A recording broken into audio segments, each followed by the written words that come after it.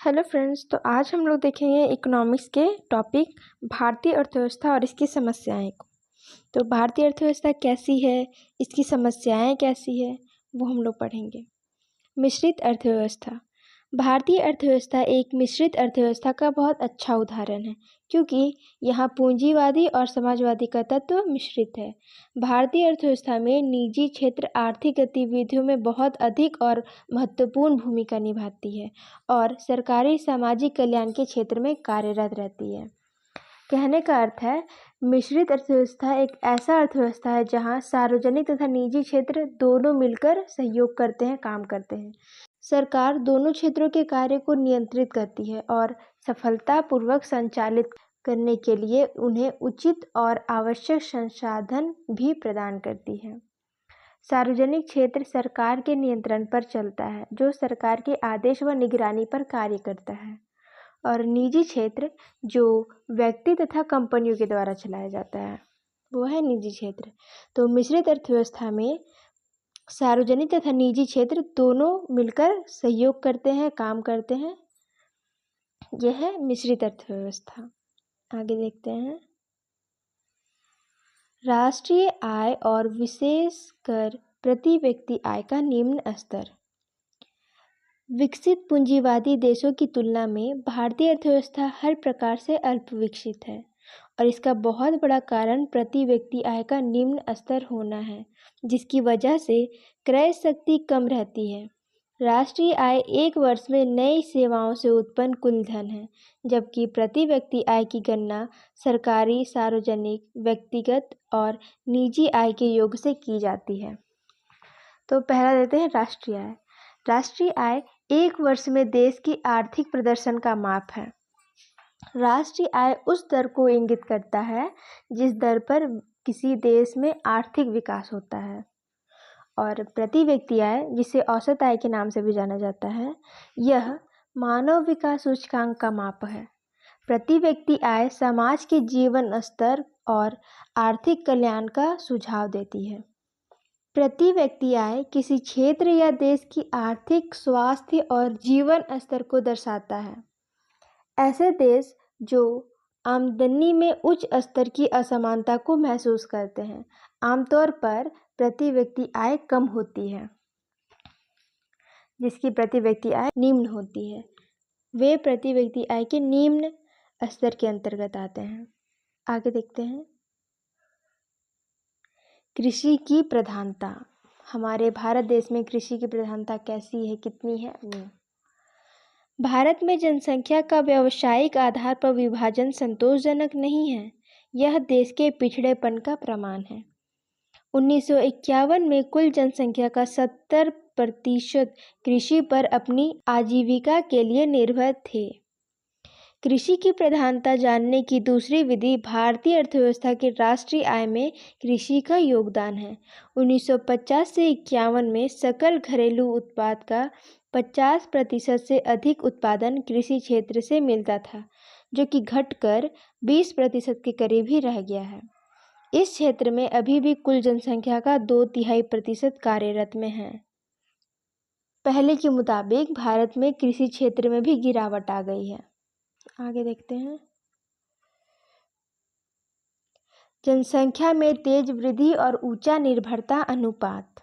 अधिकांश अल्प विकसित अर्थव्यवस्थाओं की भांति भारत में जनसंख्या बहुत तेजी से बढ़ रही है। भारत में 1961 की जनगणना के अनुसार जनसंख्या 43.9 करोड़ थी, और यह बढ़कर 2011 में 121 करोड़ हो गई है। जनसंख्या में वृद्धि जीवन निर्वाह के साधनों के लिए अतिरिक्त मांग उत्पन्न करती है और विकास के कार्य में बाधक होती है। कहने का अर्थ है, जैसे भारत में जनसंख्या बहुत तेजी से बढ़ रही है, तो मांग भी उतनी ही तेजी से बढ़ेगा, और उत्पादकता कम होने के कारण मांग की पूर्ति नहीं होने से अर्थव्यवस्था में बहुत बुरा प्रभाव भी पड़ेगा। अल्प विकसित का अर्थ है वे देश जिनकी वास्तविक प्रति व्यक्ति आय संयुक्त राज्य अमेरिका की 1/4 से कम है, अल्प विकसित देशों के वर्ग में रखे जाते हैं। अल्प विकसित का अर्थ है एक ऐसा देश जो अधिकांश अन्य देशों की तुलना में आर्थिक रूप से कम विकसित है, जहां बहुत कम उद्योग है और शिक्षा, स्वास्थ्य, देखभाल आदि पर बहुत कम पैसा खर्च किया जाता है। अल्प विकसित देश के अंतर्गत आता है। आगे देखते हैं मानव विकास का निम्न स्तर। मानव विकास का माप प्रायः संयुक्त राष्ट्र विकास कार्यक्रम UNDP द्वारा निर्मित मानव विकास सूचकांक की सहायता से किया जाता है। मानव विकास सूचकांक 3 आधारभूत सूचकांकों से निर्मित है, जिसमें से पहला है स्वास्थ्य, आय और शिक्षा। इन तीनों के माध्यम से ही व्यक्ति के पद को मापा जाता है कि वो कौन से स्टेज पे है।